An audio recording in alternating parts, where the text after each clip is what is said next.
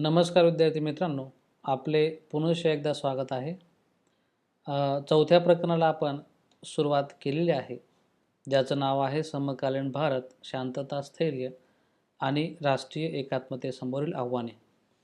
मित्रांनो, आपण मागच्या व्हिडिओमध्ये कोणकोणत्या मुद्द्यांचा अभ्यास केला त्याचा आपण संक्षिप्त आढावा घेणार आहोत. मुख्यत्वे करून भारतात शांतता, स्थैर्य आणि राष्ट्रीय एकात्मता मार्गात जी काही आव्हाने होती, म्हणजे भारताला स्वातंत्र्य प्राप्त झाल्यानंतर भारताच्या राष्ट्रीय एकात्मता, अखंडत्व, स्थैर्य, शांतता या मार्गात जी काही आव्हानं होते त्याचा आपण अभ्यास मागच्या व्हिडिओमध्ये केलेला आहे. त्याच्यात पहिलं जे आव्हान आहे संस्थानिकांचं विलिनीकरण.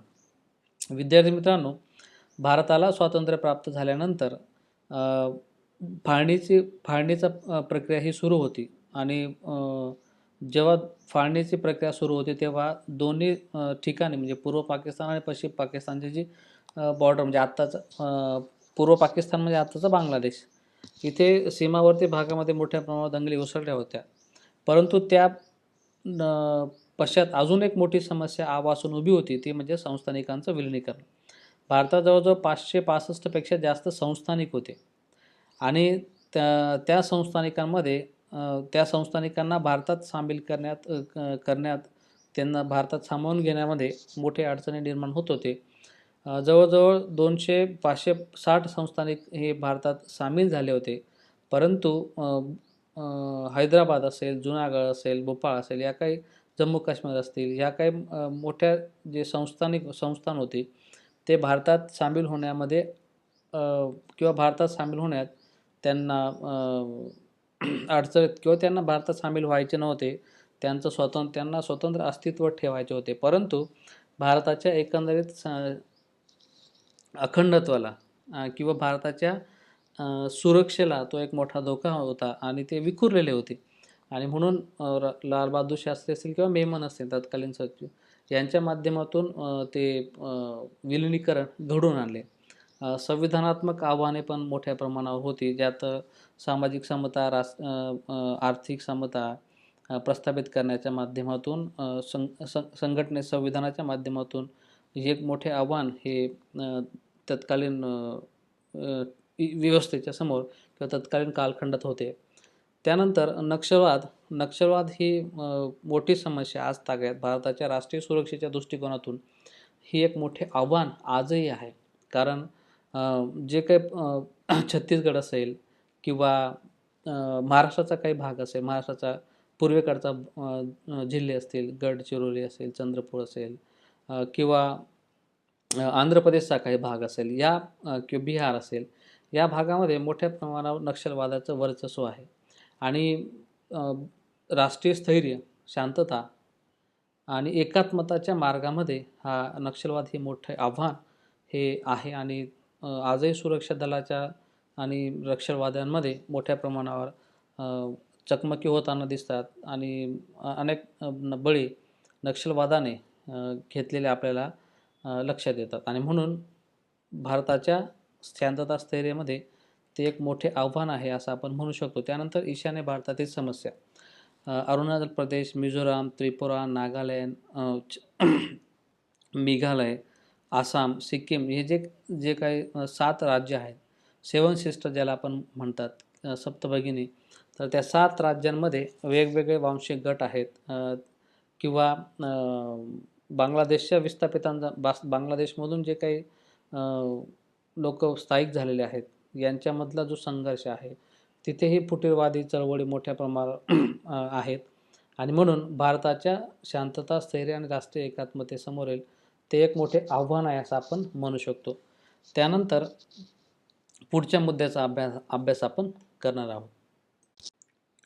विद्यार्थी मित्रांनो, जेव्हा आपण मागच्या व्हिडिओचा आढावा घेत होतो, मागच्या व्हिडिओत आपण कोणत्या मुद्द्यांचा अभ्यास केला, त्यात संस्थानिकांच्या विलिनीकरणात सरदार वल्लभभाई पटेल यांची भूमिका ही अत्यंत महत्त्वाची होती.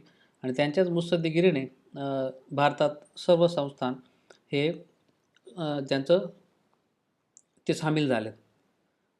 याच्यात आता पाचवा जो मुद्दा आहे, भारताच्या शांतता, स्थैर्य, एकात्मता अखंडत्व याच्यात सर्वात मोठा जो कोणता आव्हान आहे ते म्हणजेच दंगली आणि हिंसाचार. आता याच्यात एक 2017चं आपण उदाहरण घेऊया. शासनाची आकडेवारी आहे. अ, देशात जर आपण पाहिलं तर जातीय आणि धार्मिक हिंसाचार अ, वाढीस लागण्याचे दर्शवणारी आकडेवारी तत्कालीन जे गृहराज्यमंत्री होते हंसराज अहिर यांनी लोकसभेत मांडले. तर 2017मध्ये 822 घटनांमध्ये, लक्षात घ्या, 2017मध्ये 822 घटना घडल्या जातीय दंगली आणि हिंसाचाराच्या. त्याच्यात जवळजवळ 111 जणांचा जीव गमवावा लागला आणि 2,384 जण जखमी झाले. ही आकडेवारी खूप मोठी आहे. आणि ह्या आकडेवारीवरून एक लक्षात येते की भारताचा जो एकोपा आहे, भारताचं जे अखंडत्व आहे, एकता आहे, त्याच्यासमोर एक मोठे आव्हान उभे आहे असं आपण म्हणू शकतो. आणि 2017मध्ये उत्तर प्रदेशसारखे जे मोठं राज्य आहे तिथे 900 म्हणजे 195 जाती दंगली झाल्यात. त्याच्यात 44 नागरिक, सामान्य नागरिक ठार झाले. तेच आपण पश्चिम बंगाल, कर्नाटक, गुजरातमध्येही मोठ्या प्रमाणावर दंगे किंवा दंगली घडल्याचे निदर्शनास आले. तेच आपण आकडेवारीनुसार घेऊयात. 2016चा आपण जर विचार केला तर 2016मध्ये 703 घटनांमध्ये 86 जणांचा मृत्यू झाला. 2,321 जण जखमी झालेत. 2015मध्ये 751 दंगली पेटल्या होत्या. त्यामध्ये 97 जणांचा मृत्यू झाला होता. आणि याचा जर एकंदरीत आपण विचार केला तर 15, 16 आणि 17मध्ये जर विचार केला तर वर्षागणिक ही आकडेवारी वाढते आहे, मृत्यूचं प्रमाण वाढतं आहे. आणि म्हणून भारताची एकता, अखंडत्व, शांतता, स्थैर्य याच्यासमोर एक मोठे आव्हान उभे ठाकले आहे. जर आपण विचार केला तर 1960मध्ये भारतात निर्वासितांचे जे लोंढे आले होते 1960च्या दशकामध्ये, बांगलादेश, पाकिस्तान, म्हणजे पूर्व पाकिस्तान किंवा पश्चिम पाकिस्तान म्हणून जे लोंढे होते, किंवा 1971चे बांगलादेश युद्धाच्या अंतर्गत किंवा भारतातले अंतर्गत आणीबाणी आहे, किंवा भारत बांगलादेश युद्धाचा प्रसंग असतील, किंवा जून 1975मध्ये जी आणीबाणी लागू झाली त्यानंतर भारतात राजकीय अस्थिरता निर्माण झाली. जर पंजाबचं उदाहरण घेतलं तर भिंद्रनवाले आणि त्यांच्या सहकाऱ्यांनी स्वतंत्र खलिस्तानची मागणी पुढे आली आणि त्या मागणीतून अनेक लोक अनेक बळी, जे ते सुरक्षा दल असतील किंवा सामान्य नागरिक असतील यांचं बळी त्या आंदोलनाने घेतलेले आपल्याला लक्षात येतो. आणि भारतासमोर आतंकवाद म्हणजे खलिस्तानच्या मागणीनंतर जो काही मोठा प्रसंग उभा राहिला, त्यात इंदिरा गांधींनी ते ऑपरेशन ब्लू स्टारच्या माध्यमातून खलिस्तान चळवळ जरी मोडीत काढली तरी मात्र त्याच खलिस्तान चळवळीतून घेतलेल्या कठोर निर्णयामुळे इंदिरा गांधींचा हत्या त्या माध्यमातून झाली. त्यानंतर हिंसाचार उफाळला. 1984मध्ये खलिस्तान्यांनी इंदिरा गांधींची हत्या केली. हत्या केल्यानंतर त्याच्या देशभरामध्ये त्याच्या विरोधात दंगली उसळल्या. त्याच्यात हजारो शीख नागरिकांची हत्या झाली. दुसरा एक प्रसंग आहे, 1991ला भारताचे तत्कालीन पंतप्रधान राजीव गांधी प्रचाराच्या निमित्ताने जेव्हा तमिळनाडूला गेले होते, त्यांच्या जे शांती सैनिक जे पाठवले होते श्रीलंकेमध्ये LTTच्या विरोधात लढायला, तर त्याच्या बदला म्हणून राजीव गांधींची हत्या झाली. त्यानंतर घडलेला हिंसाचार असेल, किंवा 1992मध्ये अयोध्येतील बाबरी मस्जिदचं पतन झालं डिसेंबर 1992मध्ये. आणि पतन झाल्यानंतर मुंबईमध्ये सांखळी बॉम्बस्फोट झाले. सांखळी बॉम्बस्फोटात जवळजवळ 300पेक्षा जास्त नागरिकांचा मृत्यू झाला. ही सर्व जर प्रकरणं पाहिली तर भारताची जी एकता, अखंडत्व, शांतता, स्थैर्य याच्यासमोर जातीय दंगली किंवा गुजरातमध्ये गोध्रा हत्याकांडानंतर गुजरातमध्ये जे जातीय दंगली उसळली, तुम्हाला समोर जे चित्र दिसतंय त्या चित्रात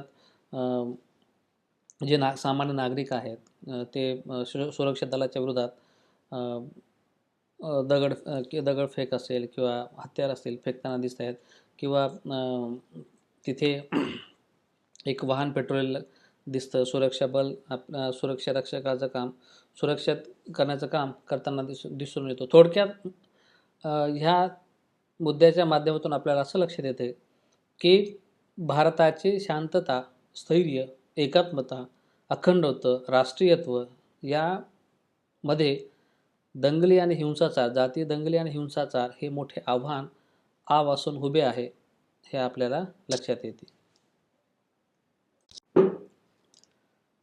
मित्रांनो, पाचवं आणि महत्त्वाचं जे आव्हान आहे, जे आज तागायत भारताच्या सुरक्षेला एक आव्हान म्हणून उभे आहे, ते म्हणजे जम्मू काश्मीरचा प्रश्न.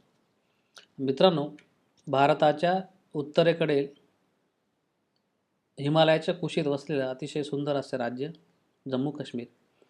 जम्मू काश्मीरचा जर इतिहास पाहिला तर तत्कालीन जे भारताला स्वातंत्र्य मिळाल्यानंतर जे काही संस्थाने होती ते संस्थानांना कोणत्या देशात सामील व्हावं किंवा त्यांचं स्वतंत्र अस्तित्व ठेवावं ही मुभा होती.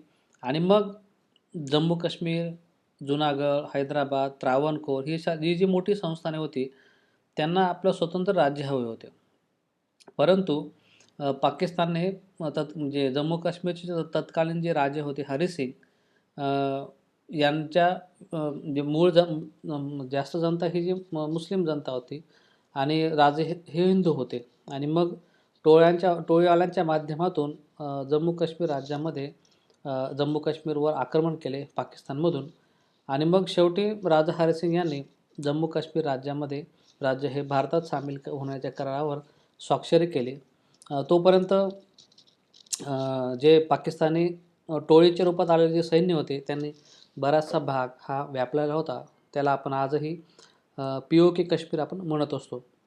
समोर जो नकाशा दाखवला आहे जम्मू आणि काश्मीरचा, त्याच्यात जो हिरव्या रंगाने जो भाग रंगवलेला आहे त्याला पाक ऑक्युपाईड काश्मीर असा म्हणतो. तर तो भाग आजही पाकिस्तानच्या ताब्यात आहे. आणि जम्मू काश्मीरच्या समस्येच्या संदर्भात आपण जर विचार केला तर त्यात 1948चं युद्ध असेल किंवा 1965चं भारत-पाक युद्ध असेल किंवा 1999चं कारगिलचं युद्ध असेल, म्हणजेच काय किंवा आज तागायत जम्मू काश्मीर या प्रश्न हा अजूनही सुटलेला नाही आहे. भारताने म्हणजे जम्मू काश्मीर राज्याला जे 370 कलम आणि 35 नुसार जे विशेष राज्याचा दर्जा दिला जात होता, तो विशेष राज्याचा दर्जासुद्धा काढून आज सरकारने जम्मू काश्मीर, लडाख ही दोन म्हणजे राज्याचा दर्जा काढून त्यांना केंद्रशासित प्रदेशाचा दर्जा दिलेला आहे. म्हणजेच काय, सुरक्षा रक्षकांचा जर आपण विचार केला तर म्हणजे वर्तमानपत्र जर उघडले तर जम्मू काश्मीर राज्यात सुरक्षा दल आणि दहशतवादी यांच्यात हल्ले झालेत, 2 दहशतवादी ठार, 1 जवान शहीद, अशा बातम्या आपण वर्तमानपत्रात दुर्दैवाने नेहमी वाचायला मिळत असतात. म्हणजेच काय, 1948ला सुरू झालेला प्रश्न तो आज तागायत सुटलेला नाही आहे. आणि भारताच्या शांतता, स्थैर्य आणि राष्ट्रीय एकात्मतेसमोर एक मोठे आव्हान आहे. कारण जम्मू काश्मीरच्या दहशतवाद्यांना, जे दहशतवादी आहेत लष्कर-ए-तोयबा, जैश-ए-मोहम्मद यासारखे जे काही मुद्दे आहेत, म्हणजे त्या माध्यमातूनही परकीय म्हणजे पाकिस्तान पुरस्कृत दहशतवादी हिंसक कारवाया ह्या जम्मू काश्मीरमध्ये घडत असतात. परंतु हे सगळं होत असताना जम्मू काश्मीर राज्याचा अधिकाधिक विकास व्हावा यासाठी भारत सरकारने मोठे प्रयत्न झालेले आहेत.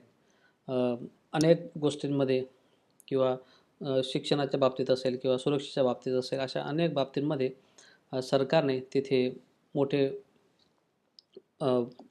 अनेक गोष्टींचा उपयोग हजारो कोटी रुपये हे जम्मू काश्मीर राज्यामध्ये केंद्र सरकारने खर्ची घातलेले आहेत. आणि आजही तो प्रश्न चिघळताना किंवा आजही जम्मू काश्मीर ह्या राज्यातील आव्हान हे भारताच्या सुरक्षा, शांतता, स्थैर्याला एक मोठे आव्हान आहे असं आपण म्हणू शकतो. विद्यार्थी मित्रांनो, जातीवाद हा अत्यंत मोठा प्रश्न, गहन प्रश्न हे भारतासमोर किंवा भारताच्या सुरक्षेसमोर आहे असं आपण म्हणू शकतो. कारण भारतामध्ये सर्व धर्मातील लोक हे गुण्यागोविंदाने राहतात. म्हणजे हिंदू, मुस्लिम, शीख, जैन, ख्रिश्चन अशा धर्माचे लोक हे गुण्यागोविंदाने राहतात. परंतु मागच्या अनेक काळापासून भारतामध्ये धार्मिक कट्टरवाद वाढायला सुरुवात झाली आहे. त्यातूनच मग धार्मिक द्वेषाची भावना ही वाढीस लागली आहे. आणि त्या माध्यमातूनही इतर धर्माबद्दल असलेले द्वेषाची भावना ही वाढीस लागली आहे. कारण ही एक जटिल समस्या होत चाललेली आहे. म्हणजे केवळ भारतापुरतेच मर्यादित न राहता, म्हणजे जरी ही समस्या वैश्विक झाली असली तरी भारताच्या दृष्टिकोनातून, कारण 130 कोटी लोकसंख्या असलेला देश आहे. जरी भारतामध्ये अनेक धर्म असले तरी जर शांतता असेल, म्हणजे एखाद्या देशामध्ये देशाचा विकास व्हायचा असेल तर शांतता किंवा स्थैर्य हे अत्यंत महत्त्वाचं आहे. आणि मग जातीयवाद हा जर वाढला, मोठ्या प्रमाणावर वाढला, तर देशाचं ऐक्य हे किंवा देशाचं ऐक्य धोक्यात येऊ शकतं. आणि देशाचं ऐक्य धोक्यात आल्यानंतर देशाची अखंडत्व आहे याला कुठंतरी बाधा येऊ शकते. आणि म्हणून भारतासारख्या देशामध्ये जरी सर्व धर्माचे लोक जगातील धर्मातील पालन करत असले तरी, सर्व धर्माचे पालन करत असले तरी म्हणजे दुसऱ्या धर्माबद्दल प्रेम, आस्था, जिव्हाळा, आपुलकी निर्माण होणे अत्यंत महत्त्वाचं आहे. आणि म्हणून भारताला या जातीवादाच्या जोखळातून जर मुक्त व्हायचं असेल तर सर्व धर्म समभाव ही भावना लोकांमध्ये रुजवणे अत्यंत महत्त्वाचं आहे. आणि म्हणून भारताची एकता, अखंडत्व, स्थैर्य, राष्ट्रीय एकात्मता याला मोठे आव्हान हे जातीवादाच्या माध्यमातून भेडसावत आहे. शासन अनेक मुद्द्यांच्या माध्यमातून किंवा अनेक शिक्षणाच्या माध्यमातून असेल, अनेक विविध विचारसरणीच्या माध्यमातून शासन, सरकार, राज्य सरकाराच्या माध्यमातून जातीवाद किंवा राज्यघटनेच्या माध्यमातून किंवा भारताची जी राज्यघटना आहे ती धर्मनिरपेक्ष देश म्हणून आपण जगभरामध्ये ओळखला जात असतो. परंतु जातीय दंगली असतील, धार्मिक द्वेष असेल, कट्टरवाद असेल, यासारख्या तत्त्वप्रणालींच्या माध्यमातून या मुद्द्याला, धर्मनिरपेक्षतेला कुठंतरी ठेच पोचताना आपण लक्षात येत असतं. आणि म्हणून जातीवादात हे भारताच्या राष्ट्रीय सुरक्षेला, शांततेला, अखंडत्वाला, राष्ट्रीय एकात्मतेला मोठे आव्हान उभे आहे असं आपण म्हणू शकतो. विद्यार्थी मित्रांनो, राष्ट्रीय एकात्मतेच्या मार्गातील प्रादेशिकता हा एक आणखी महत्त्वाचा अडथळा आहे. तर प्रादेशिकवाद म्हणजे देशापेक्षा आपल्या प्रदेशाबद्दल आत्मीयता वाटणे. मित्रांनो, स्वातंत्र्यापासून प्रादेशिकवाद हे भारतीय राजकारणाचे एक महत्त्वाचे वैशिष्ट्य ठरले आहे. परंतु 60 ते 90च्या दशकात विविध प्रदेशांनी केलेल्या स्वायत्ततेच्या व विभाजनाच्या मागणीत मोठ्या प्रमाणावर वाढ झालेली लक्षात येते. आणि म्हणून देशाच्या एकात्मतेला धोका निर्माण झाला होता. आता प्रादेशिकवाद ही एक अशी मनोवृत्ती आहे, लक्षात घ्या, प्रादेशिकवाद ही अशी मनोवृत्ती आहे की ज्यात राष्ट्रीय अस्मितेपेक्षा प्रादेशिक अस्मितेला प्राधान्य दिले जाते. म्हणजे काय, तुम्हाला समोर नकाशा दिसतो आहे. मी काश्मीरी, मी पंजाबी, मी मारवाडी, मी गुजराती, मी मराठी, मी कन्नडी, मी तेलुगू, मी तमिळ, मी ओरिया, बेंगाली. मग थोडक्यात जी राष्ट्रीय अस्मितेपेक्षा प्रादेशिक अस्मितेला महत्त्व दिले जाते. आणि म्हणून मी महाराष्ट्रीयन किंवा मी पंजाबी, नंतर मग मी भारतीय, ही भावना त्यात दिसते. आता ही आत्मीयता त्याच्या स्वतःच्या भाषेचे व संस्कृतीचे वेगळेपण जपण्याच्या धडपडीतून आलेले दिसते. आता भारत हा विविधता असलेला देश आहे आणि म्हणून इथे प्रादेशिक आत्मीयता व भावना राष्ट्रीय ऐक्यापेक्षा प्रबळ असल्याचे दिसून येते.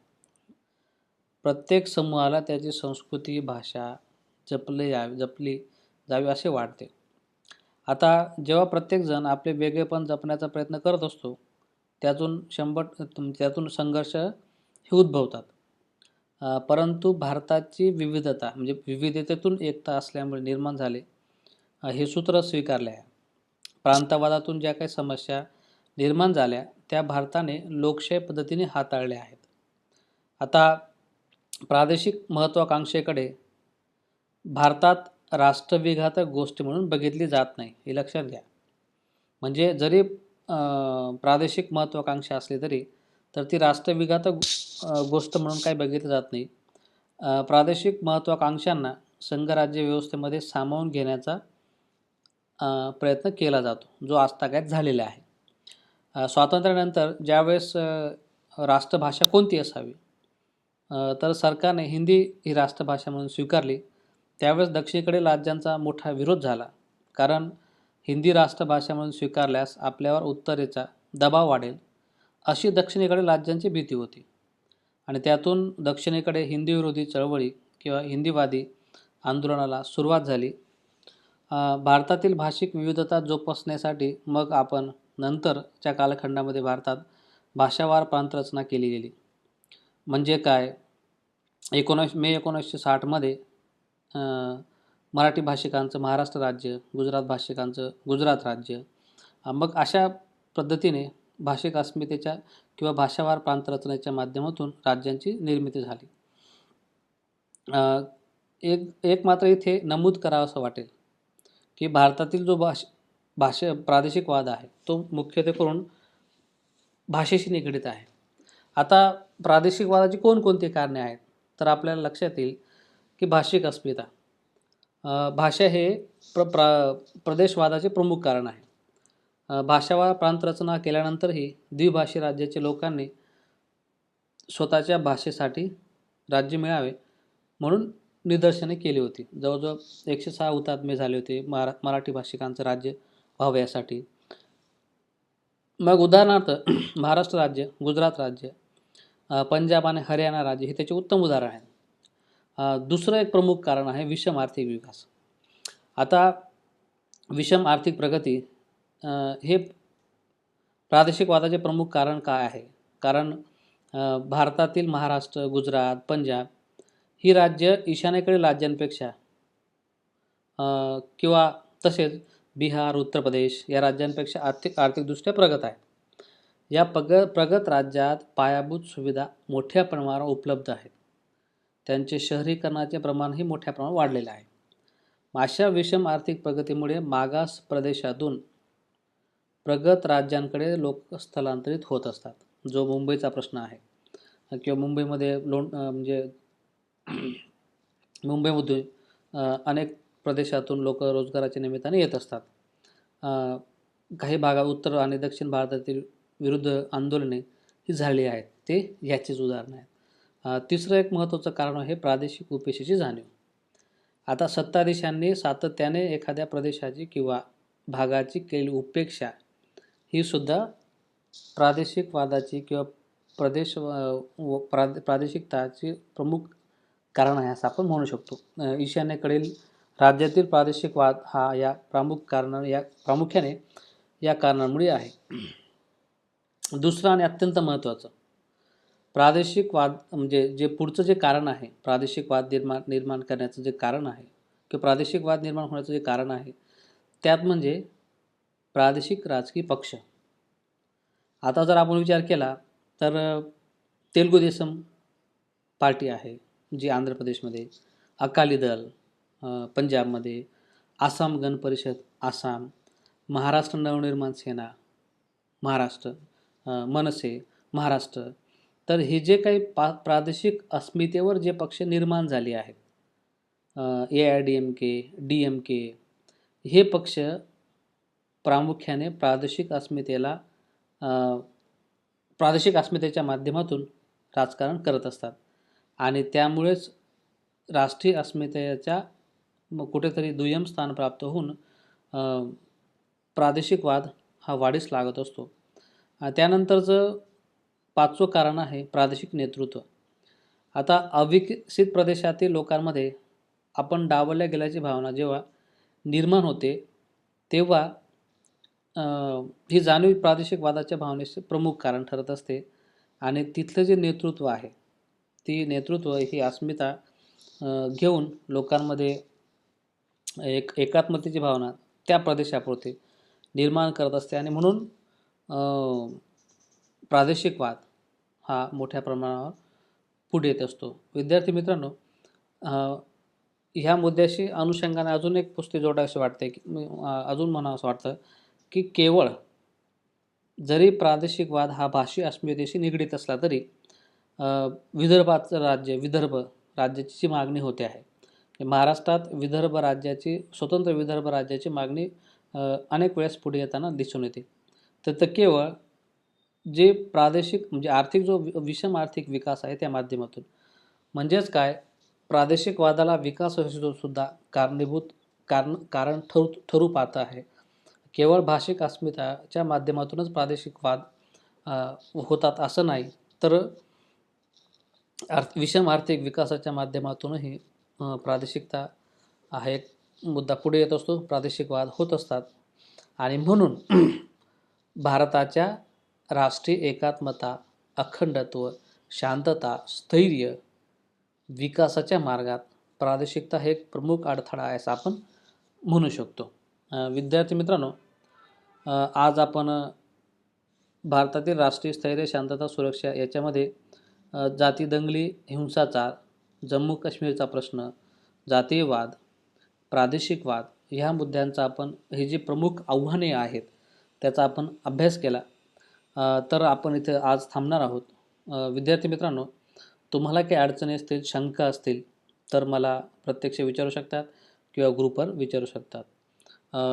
कोरोनाच्या पार्श्वभूमीवर आपण अधिकाधिक काळजी घेणं अत्यंत महत्त्वाचं आहे. घरी राहा, सुरक्षित राहा. धन्यवाद.